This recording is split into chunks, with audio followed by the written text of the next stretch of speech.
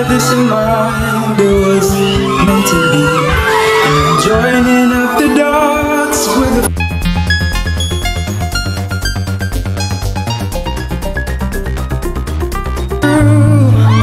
it's you, oh it's you, they add up to I'm in love with you.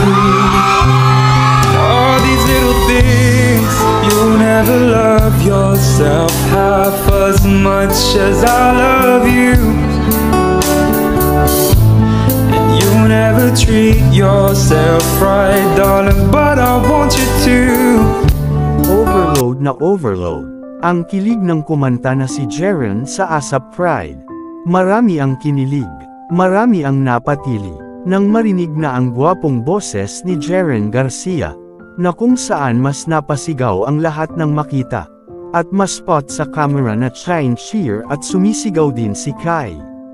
At rain upang i-cheer si Jeren habang kumakanta, na lalong nagpakilig sa mga fans ng Kairen ang tambalang Kai at Jeren, na kung saan mas napasigaw ang mga fans na nanunood sa loob ng studio ang mga audience ng ASAP. Napapasigaw din ang ilan sa mga Jarpiang ang tambalang Jeren at Kyang dahil sa angking kagwapuhan ni Jeren.